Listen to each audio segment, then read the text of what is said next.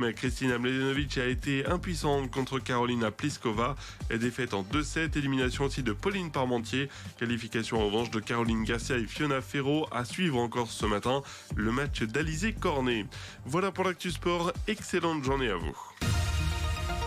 7h45, l'invité du jour, en direct sur 92.3 et en vidéo live Facebook sur la page RGFM. On parle logement social ce matin en direct dans l'invité du jour. Il est 7h44. Roselyne Vavra est notre invitée. Bonjour. Bonjour. Vous êtes la directrice de Montluçon Habitat, année 2020, qui sera importante pour le bailleur social, avec notamment ce rapprochement et non pas cette fusion. J'ai bien écouté ce que vous aviez dit lors de vos vœux la semaine dernière, avec ce rapprochement qui est un petit peu obligatoire dans le cadre, et pas qu'un petit peu d'ailleurs, est obligatoire dans le cadre de la loi Elan. Vous êtes rapproché avec Val de Berry, donc un autre bailleur, et avec CDC Habitat. Expliquez-nous ce que c'est la différence, parce que c'est vrai qu'on entend ci et là, oui, ils fusionnent, etc. Il y a des craintes qui naissent de tout cela. C'est quoi exactement ce rapprochement et la naissance de Val de France, l'habitat des territoires? Alors, comme vous l'avez dit, c'est une obligation faite par la loi Elan, et c'est vrai que il y avait plusieurs possibilités de se rapprocher, la fusion, mais dans ce cas-là nous perdions complètement notre autonomie. Évidemment, Montluçon Habitat aurait été absorbé dans une autre entité, et c'était pas du tout la volonté des élus locaux. Et donc notre président Daniel Duguerry a souhaité que nous trouvions un partenaire qui partage nos idées, en fait, qui partage ce souhait de garder la libre administration du territoire. Donc il s'est appuyé sur un réseau de villes qui existait déjà, un travail avec des élus locaux. Donc un réseau de villes qui reliait Bourges, Saint-Amand-Montrond et Châteauroux. Et c'est comme ça que nous avons été amenés à contacter l'équipe de Val de Berry, donc pour commencer à travailler un rapprochement. Donc nous avons mené des études, ça a duré 1 an et demi de travail, de concertation, pour arriver à ce projet de création d'une société de coordination. Société de coordination, qu'est-ce que ça implique comme changement en fait? Qu'est-ce qui change? Alors en fait, la société de coordination, il faut le voir comme un espace de collaboration. Chacun des partenaires, puisque effectivement vous l'avez souligné, nous avons aussi sollicité CDC Habitat, le groupe CDC Habitat, pour nous rejoindre.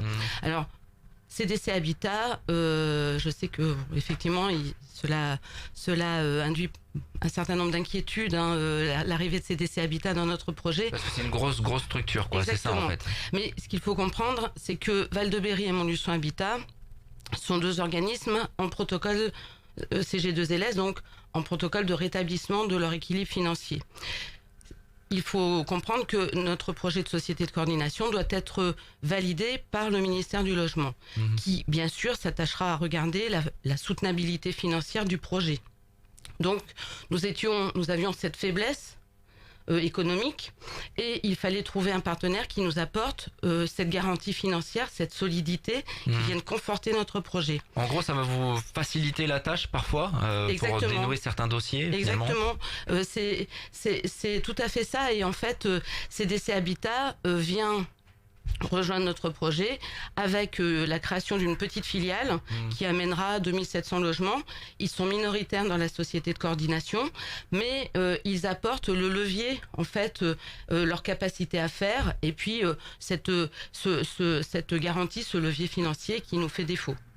Bon, pour le grand public, pour les locataires, ça change pas grand-chose finalement. Ça, c'est du formel, c'est plus ça vous intéresse plus vous. Justement, alors ça ne changera pas grand-chose dans leur quotidien, mais en même temps ça changera aussi des choses, puisque en fait nous gardons chacun notre autonomie d'organisation. Donc effectivement, dans l'administration quotidienne de la gestion locative, il n'y aura pas de modification.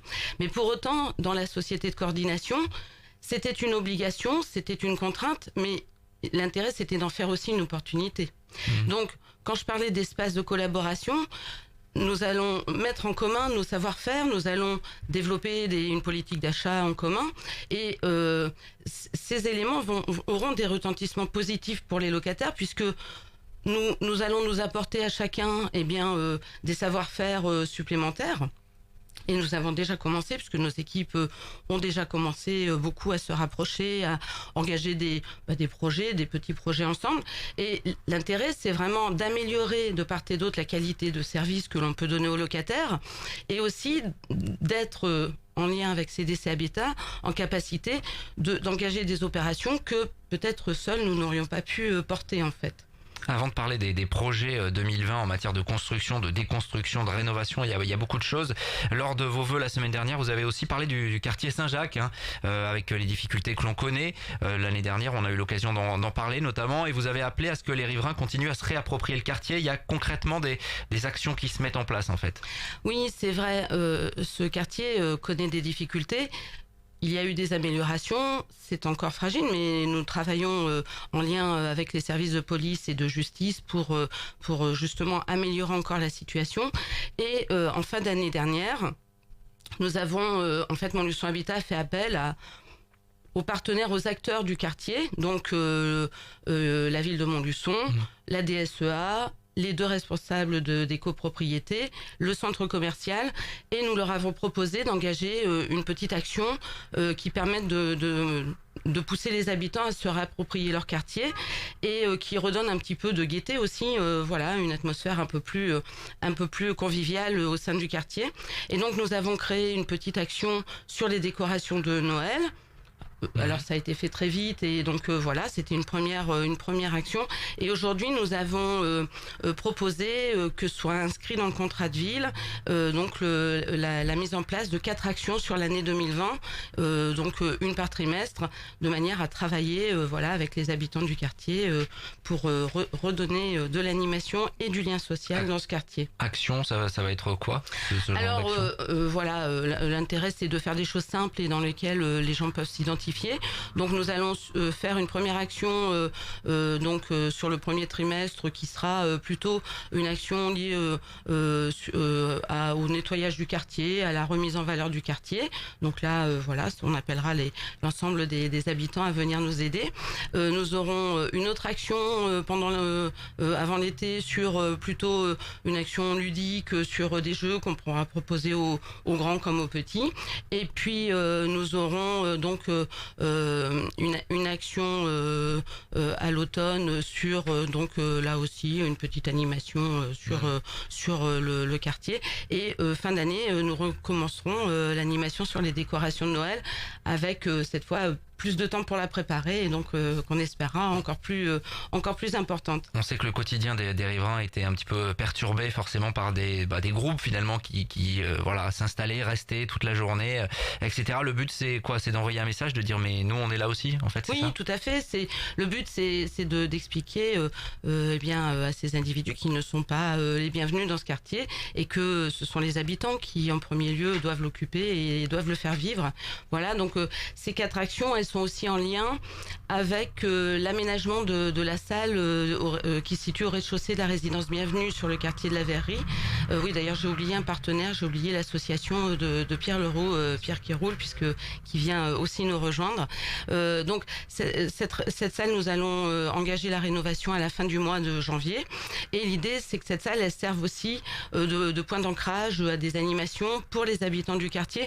Donc toute cette démarche, elle vise vraiment d'abord à faire se rassembler davantage les habitants du quartier, la Verrerie Saint-Jacques, qui sont très proches, et peut-être avec l'aide de l'association Pierre Leroux, de développer aussi une activité associative sur ce quartier qui n'en a pas en fait.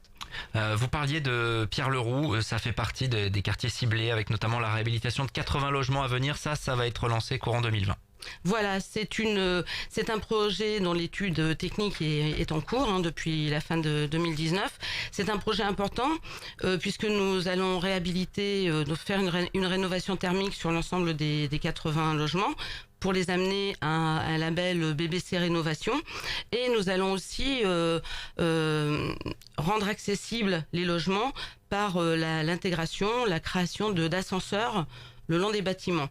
Alors, c'est une opération que nous n'avons jamais réalisée, c'est assez technique, et les études sont un peu longues, mais c'est normal puisqu'il faut trouver la bonne solution et évidemment qui s'intègre dans l'enveloppe financière dont nous disposons. Donc voilà, mais effectivement, l'objectif c'est de pouvoir démarrer le projet d'ici la fin 2020. Il y a des démolitions également prévues cette année, de longue date. Il y a un travail qui est mis en amont depuis quelques temps. À la Verrerie, le bâtiment D, donc on va lui dire au revoir, adieu dans quelques mois. Voilà, le bâtiment D va être déconstruit cette année.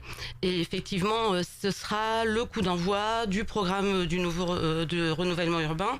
Et donc, dans lequel figure aussi la réhabilitation de Pierre Leroux, bien sûr.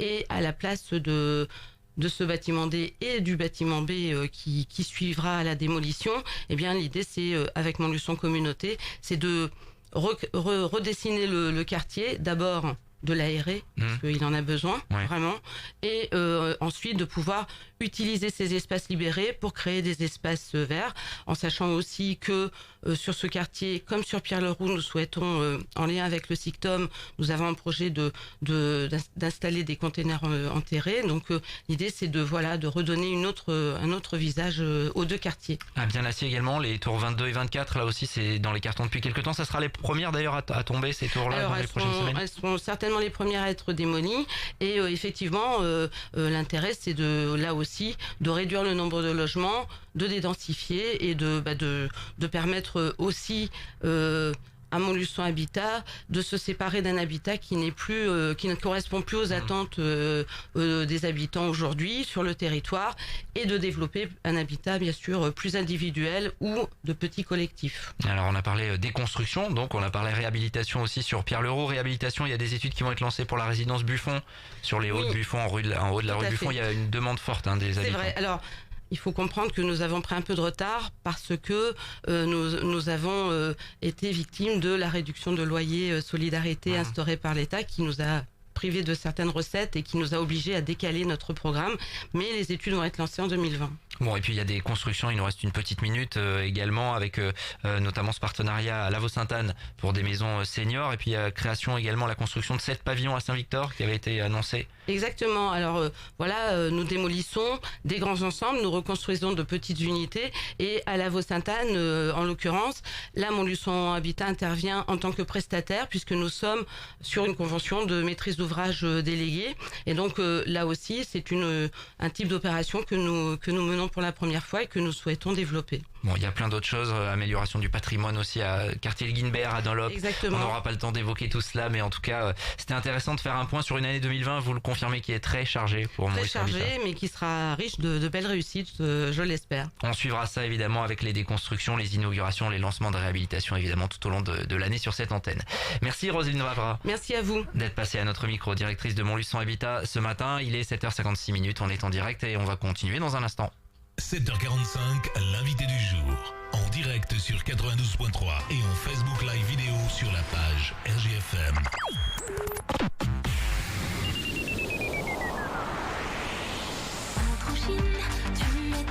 Elsa Esnou en concert. Après 3 albums disques d'or et à l'occasion de son nouvel album, Elsa Esnou est en tournée dans toute la France. Une histoire